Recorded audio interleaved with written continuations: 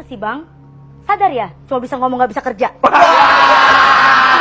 Apa yang disampaikan Pak SBY sebenarnya itu adalah bohong. Selamat datang kembali di Aurora Zeva. Dunia politik tanah air kembali memanas dengan beberapa isu yang cukup mengejutkan. Mari kita bahas satu persatu. Pertama, datang dari Bendahara Umum Partai Nasdem Ahmad Sahroni. Beliau dikabarkan menyambangi Bareskrim Mabes Polri dengan niat melaporkan Presiden ke-6 RI, Susilo Bambang Yudhoyono. Tuduhan yang dilayangkan adalah dugaan penyebaran berita bohong. Hal ini tentu memicu perdebatan sengit di kalangan publik mengenai hubungan antara tokoh politik saat ini. Klarifikasi apa yang disampaikan oleh Pak SBY bahwa Anies AHY akan dideklarasikan awal September. Omongan itu saya katakan nggak ada.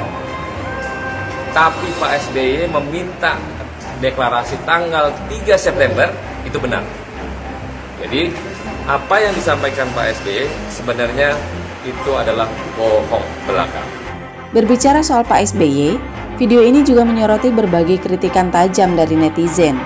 Banyak yang kembali mengungkit persoalan lama seperti proyek Hambalang dan masalah PLN yang dianggap mangkrak di era kepemimpinannya.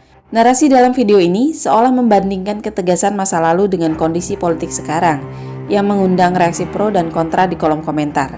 Buat si muka-muka tembok kayak jenengan itu nggak ngefek. Hambalang mangkrak tetap mangkrak, BLBI kasus itu ya tetap mana ujung-ujungnya kan. Anda hanya menyelamatkan anak dan keluarganya jenengan sendiri. Yang lain tetap aja buat kambing hitam, buat tumbal. Terus kasus-kasus PLN yang mangkrak itu coba mau dikritik kayak apa? Yang namanya muka tembok tetap muka tembok. Yang ada hanya menutup-nutupi, menarasikan, mengejar-ngejar ya,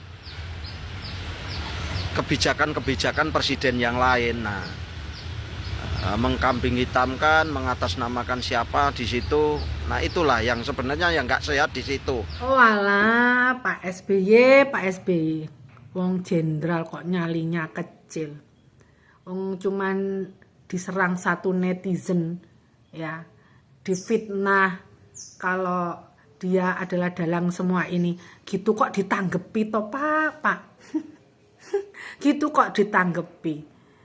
Mosok kalah karo si tukang kayu termul, dihujat sama RRT sampai segitunya loh Pak, ya, dijelek-jelekin loh.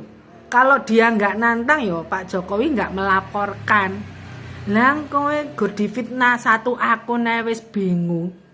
Lha Pak Jokowi termul diserang puluhan akun, ratusan. Kalau nurutin netizen, berapa netizen nanti yang kamu somasi? Mosok nyalimu kalah karo tukang kayu Pak. Deloken Pak Jokowi lho dihujat habis-habisan, ya, di nama baiknya dijelek-jelekan, terus kredibilitasnya juga banyak yang mau menghancurkan loh. Ndak hanya Pak Jokowi tok, keluarganya, anaknya yo diserang. Pak Jokowi yo diam loh Pak. Pindah ke sisi hiburan yang kental dengan aroma politik. Ada momen saat Kiki Saputri merosting Panji Pragiwaksono.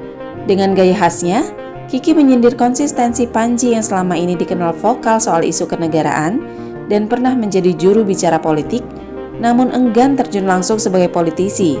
Sindiran pedas bahwa hanya bisa bicara tapi tak bisa kerja menjadi sorotan utama dalam interaksi mereka yang viral tersebut. Kita tuh kadang-kadang aneh sama Bang Panji gitu kan. Beliau ini kan kalau stand up pasti bahas isu-isu kenegaraan, isu-isu politik. Show-nya juga tema-temanya tentang politik. Tapi sampai sekarang nggak mau diajak masuk politik. Kenapa sih Bang? Sadar ya, cuma bisa ngomong gak bisa kerja. Terakhir, video ini memberikan apresiasi yang besar bagi Presiden Jokowi.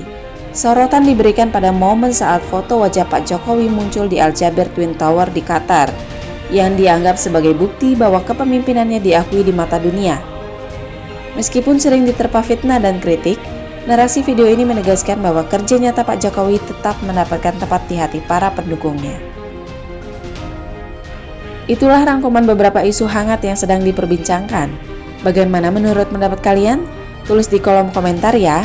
Saya Aurora Zeva, sampai jumpa di narasi berikutnya. Dan biarkan suara yang berbicara.